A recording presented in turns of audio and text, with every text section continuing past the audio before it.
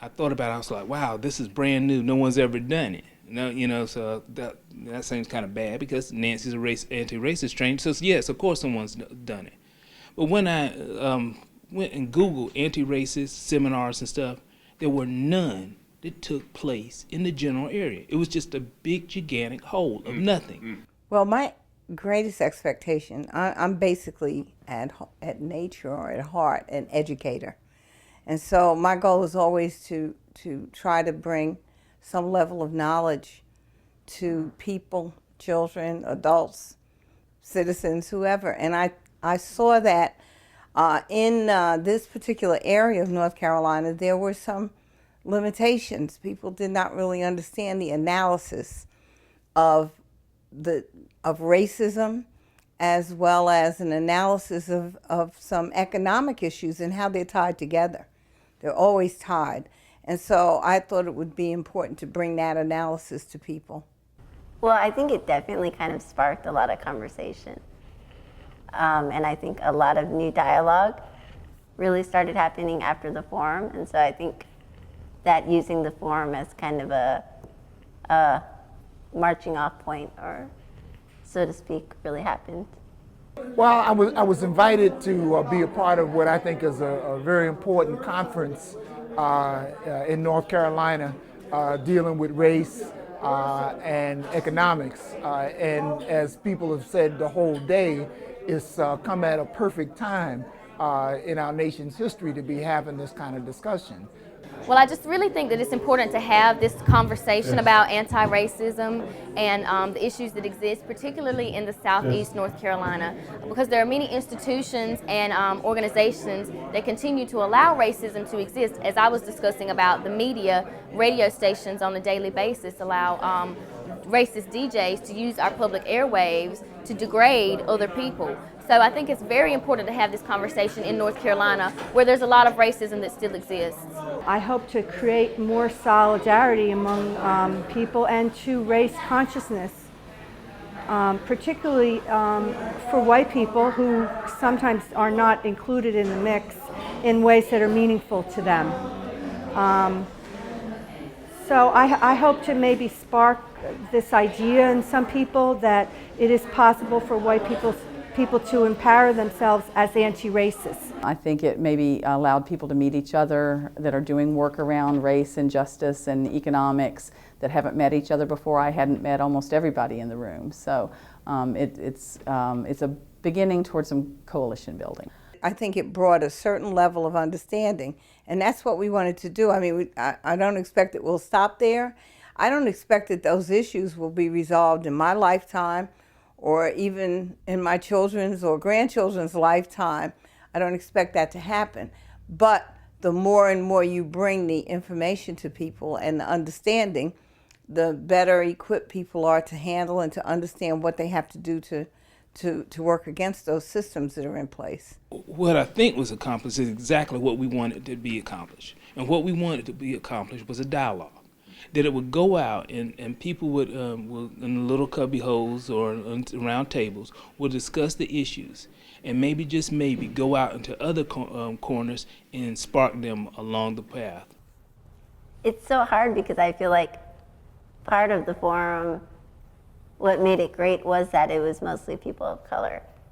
Whereas a lot of times when you're doing anti-racism work, it's more of addressed to other people on how to be allies and things like that. And I think there's definitely such a need for that, but there's also a need for just people, local people in the community, people of color, to come together and figure out how we're gonna, like a space to centralize ourselves. So I see those kind of things like two conversations happening together in parallel to each other, but maybe not all the time in the same way. But I definitely see a need for more allies. And even little things like questioning racism in the workplace, or people in power creating opportunities for other people to come through and things like that. To really examine what's at the root of some of these issues that we're talking about, how race factors in to it, how some of the economic miseries that people face are not just natural occurrences, but they're very deeply rooted in both government decisions and policy, and also have a kind of ideological and philosophical underpinning as well, and that would be white supremacy and white privilege. So to really get people to look at it. We want to do more of this, of creating a space for discussion and conversation and bringing to bear research that's relevant to all the matters that we get very upset and concerned and dismayed about in our society. There's actually, I know this particularly about criminal justice more than other things, but there's research that to bring to bear on it that we need to figure out a way to move that information back and forth. Yeah, to move knowledge about what's going on into communities up to policymakers, and move the research that's going on in academic circles out to the community and to politicians. But as you know, someone in the audience said, and I sort of relate to, just because the powerful know doesn't mean that anything is going to change. And so, I mean, I think a big part of it is the whole community building piece, and sort of the knowledge is power, that more people know and understand about these structures of oppression and these relationships, that there's more they can do about it. We didn't want it to become a personal guilt trip for anyone, or for someone to air their personal issues, incidents that have occurred, because it could break down. So we wanted to keep it very analytical, but with great understanding, and allow a little latitude for people to talk about their own personal issues. But we really wanted to focus on institutional racism, those institutions that keep people out, keep some people in, keep other people out. We're talking about an overall privilege that we enjoy in the society that serves to perpetuate racism and maintain racism. We have to look at that privilege. We have to understand what it is and where it comes from. That's really the point that I am the most passionate about, because I feel that I have a responsibility to other white people to bring this message to them. My guess is that most of the people in the audience, right, are not new to this kind of thinking and analysis. But even as we say, the choir needs to practice as well when we talk about preaching to the choir. And so this is the time we're getting ready for a big performance, to use this analogy. This is a big performance coming up, and so we really need to get our thinking together and to really start to come up with strategies that work. We are at the cusp of something brilliant. I really do believe that. I think that the last decade has been a real struggle for minorities and people, low-income people, but I think that we are seeing hope.